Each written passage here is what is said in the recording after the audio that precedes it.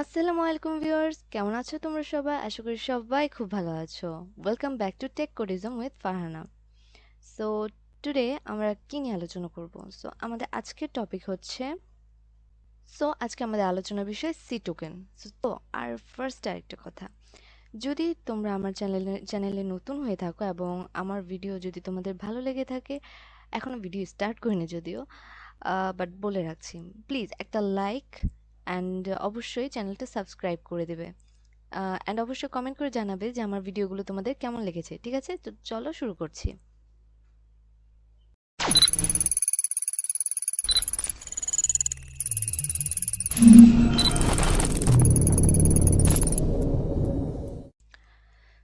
So token বলতে কি বোঝায়? টোকেনটা হচ্ছে, আমরা একটা জিনিসের জন্য কি একটা পার্টিকুলার টোকেন নেই না?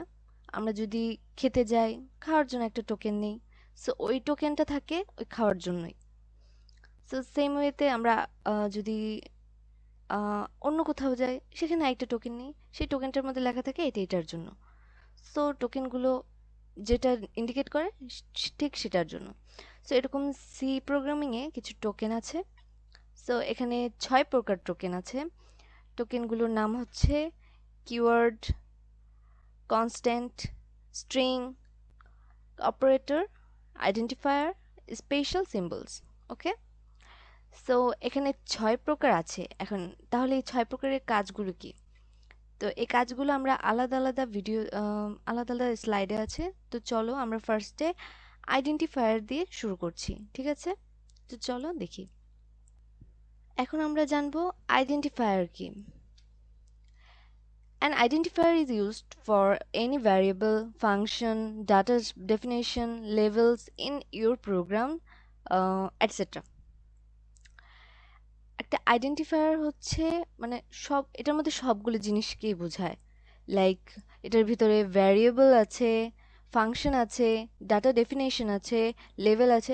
মানে এটার মধ্যে এক প্রকার বলতে গেলে সব ধরনের জিনিস মিলিয়েই হচ্ছে আইডেন্টিফায়ার। এটার মধ্যে বিভিন্ন পার্ট হচ্ছে variable, function, data definition, levels, এগুলো। আর আইডেন্টিফায়ারের এক্সাম্পল যদি দিতে যাই, তো এক্সাম্পল হচ্ছে ভ্যারিয়েবলের মতনই সেম টু সেম। দেখো এগুলো, এখানে যে কিওয়ার্ডগুলো ইউজ করা হয়েছে, যদি এখানে কিওয়ার্ডগুলো কিওয়ার্ডই, এখানে ওটা না, এখানে হচ্ছে তুমি দেখবা এই যে ব্লু কালারের রোল, রোল নং, পার্সেন্টেজ মার্ক, এভারেজ, এগুলো কি আমরা নর্মালি কি ধরি? এগুলো ভ্যারিয়েবল ধরি না? তো ভ্যারিয়েবল কি এক প্রকার আইডেন্টিফায়ার। সো তাহলে কি হলো? ভ্যারিয়েবল এক ধরনের আইডেন্টিফায়ার। সো এখানে ভ্যারিয়েবলগুলো ইউজ করা হয়েছে। এরকম ধরনের আরো অনেক ধরনের জিনিস আছে।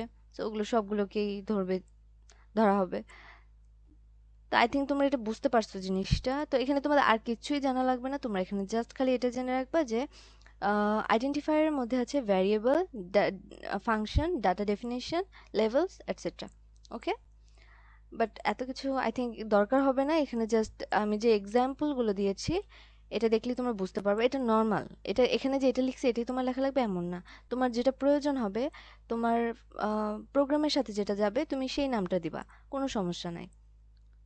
সো আশা করি এটা বুঝতে পেরেছো। তো আমি এখান থেকে বের হয়ে যাচ্ছি। এখন আমরা বুঝবো স্ট্রিং বা স্পেশাল সিম্বলস। স্ট্রিং কি আর স্পেশাল সিম্বলস কি? তো চলো দেখি। স্ট্রিং গুলো হচ্ছে এখানে স্ট্রিং এর আলাদা একটা বিশ্লেষণ আছে, বাট এখানে স্ট্রিংটা হচ্ছে তোমার কোটেশন, ডাবল কোটেশন মার্কের ভিতরে তুমি যা লিখবে পুরোটাই একটা স্ট্রিং। এই কোটেশন সহ পুরোটা পুরোটা মিলে হচ্ছে একটা স্ট্রিং। এখানে দেখতে পাচ্ছ দুটো কোটেশনের ভিতরে জাভা লেখা, দুটো কোটেশনের ভিতরে সি প্লাস প্লাস, দুটো কোটেশনের ভিতরে ডট নেট, এটসেট্রা। মানে এরকম টাইপের যাই লিখবো সেটাই হচ্ছে তোমার স্ট্রিং। লাইক যদি বলতে যাই আমরা যে লিখি প্রিন্টএফ, ওকে দাঁড়াও আমি তোমাদের একটু দেখাই। এখানে আমি লিখে নিচ্ছি, আমার লেখা তো ভালো না, বোঝা যাবে কিনা দেখো। প্রিন্ট এফ, জাস্ট বুঝে নাও, ঠিক আছে? এখানে মনে করলে আমি লিখলাম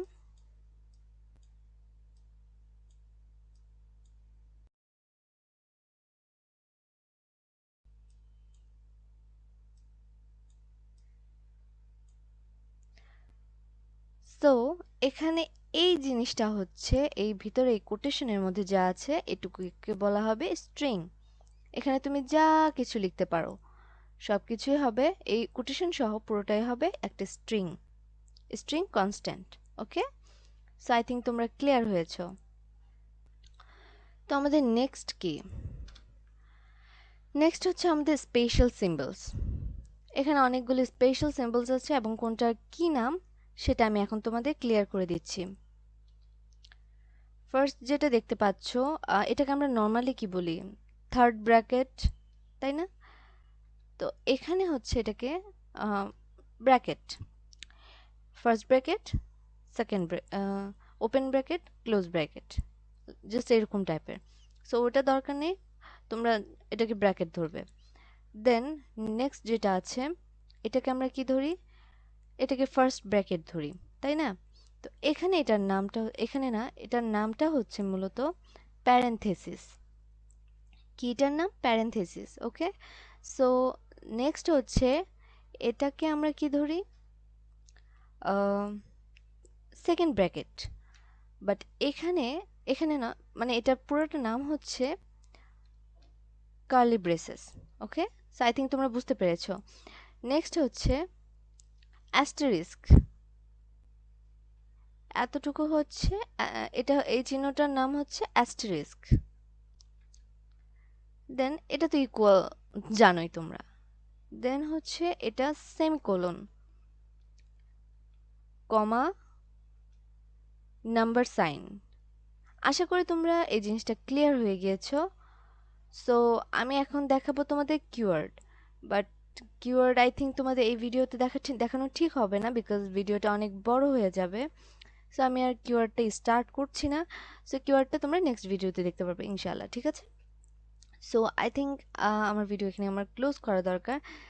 তাহলে আমার ভিডিওটি যদি তোমাদের ভালো লেগে থাকে এবং তোমাদের কোনো কাজে আসে, একটু হলেও হেল্প করে, তো অবশ্যই আমার চ্যানেলটা সাবস্ক্রাইব করে দিবে এবং আমার ভিডিওতে একটা লাইক দিয়ে দিবে আর কমেন্ট করে জানাবে, ঠিক আছে?